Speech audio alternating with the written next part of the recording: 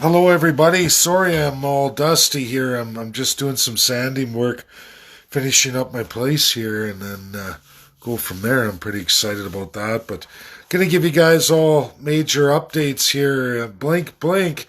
Yeah, like I said, snap of a finger, everything changes. So for those of you who haven't seen it, just released there in the inside of this hour, Mitch McConnell blocked the Democrats basically trying to get Trump's COVID relief package as well as the majority House Congress that approved it. They're trying to get that to be voted in Senate today. That's not going to happen. Old Mitch McConnell says, no way. And it's going for debate all this week. So there is still a chance that this thing could be thrown back. And whether that portion of the bill about Tibet or not is going to be removed or not, it's going to be an all-week affair. So we're going to be on our seats now, everybody, all week long. So it's a nail-biter. What a life, eh? That America, man, they can really raise you up and knock you down, but it's not over. And honestly, I believe, everybody, there are way too many senators that wish to see this package put through. I think Mitch McConnell is going to lose. In fact, what bothers me here more so than the actions of Trump as of late is now Mitch McConnell, who I've reached out to before. I've talked to his top aides. So what bothers me here is those Senate races in Georgia on the 5th. And those two GOP Republican incumbents, they champion the COVID relief package, the $2,000 checks. And I want to be clear here, everybody. You know, I'm a numbers guy. I really take the time to do stuff. Now, National Post puts out estimated $471 billion is what they're saying. That's not true. The original package was 600, so you take from the 2,000, it's actually only increasing $1,400. I'm going to tell you all right now, it only applies to adults, like, never mind the children, that's all part of the first package, okay? So they were all cool with that, but they're going for this $2,000. That's all we're talking about here, as well as extension of EI benefits till March 31st. That's all I analyzed, because financially, that's all that's changed between what was and what Donald Trump wanted to see added on. Now, media upsets me because what they've done, we all know there are 325 million Americans, okay? Adult Americans, there's only over the age of 18 are 205 million. Now, out of American households, you look at income, which is published as of June. Now, maybe that has changed, maybe a little bit. It's not going to really make a factor, but by going by official numbers, only 81.4% of Americans over the age of 18 fall into the category of receiving as of June 30th, 2020 here, which is just a little more than 5 months ago, almost 6 months now, but still, those are the real numbers, okay? And I'm pretty sure when they look at COVID, it's going to be your your history as you are if you made those amounts. So 81.4% of 205 million Americans, it works out, when you multiply by the 1,400, about $171 billion, more than what was already put in. That's it. We see media going, oh, it's 400, like $500 million here. It's not. The total package is likely to be like that, but not in what Trump was raising the bar for. And literally everybody, when we talk trillions of dollars, we're talking about 1,000 billions, okay? That whole relief package now going to be well over $2.4 trillion, and Americans are only going to see a very small minority of it. That's it. Now, media's cooking the books, trying to make it, oh no, it's a higher percentage. I'm telling you right now, and I put my name on it. I put my name out there because I don't fart around, and I take the data as it is.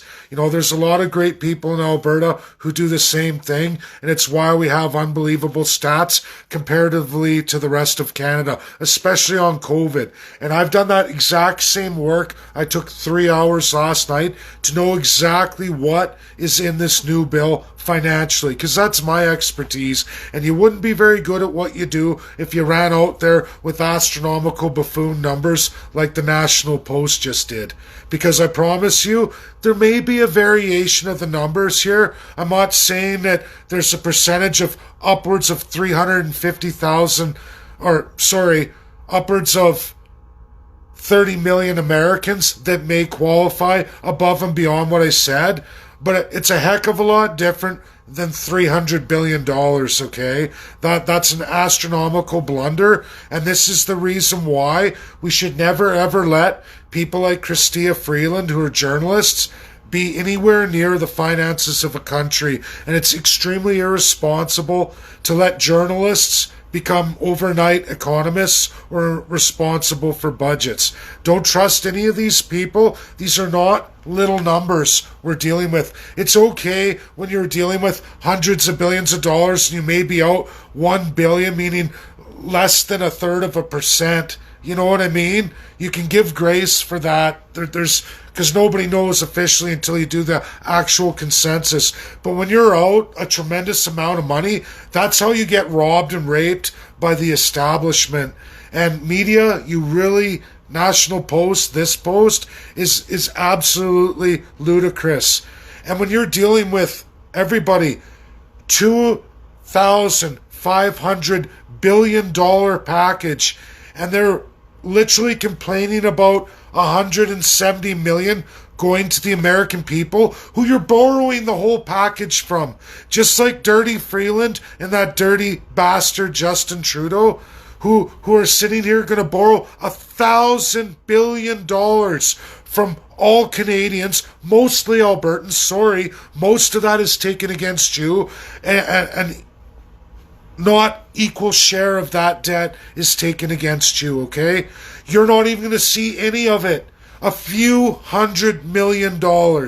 That's what Alberta gets in exchange for literally $53 billion going into that and going forward year after year. So it's going to be literally $170 billion likely borrowed against Alberta in the name of Justin Trudeau and Chrystia Freeland.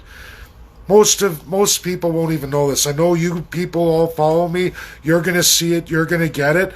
But a vast majority of Albertans and Canadians out there have no clue. And are okay with $1,000 billion. And a billion, 16 zeros behind that. So when you think of a trillion, think about that. Think about that. That's how disgusting this is. 16 zeros. You can't even fathom the money. It's insane. And people are going to be out. Oh, it's just, I'm only out $200-300 billion. Not a big deal. Wow. You'll never pay that off in your lifetime, all Canadians. Never pay anything like that off in your entire lifetime, let alone your children's future. And they're going to do it 3 times over 3 years. $333 billion on average, which will likely skyrocket past that, since we're just going through a $381 billion, when I told you all it was going to be $380, and that's on my timeline, way in advance, out $1 billion. What they say, what is official, are always 2 different things. And if you're careful with the data, if you go over everything with a fine-tooth comb, piece by piece, section by section, you can get it right. And these buffoons rolling out National Post, disgusting.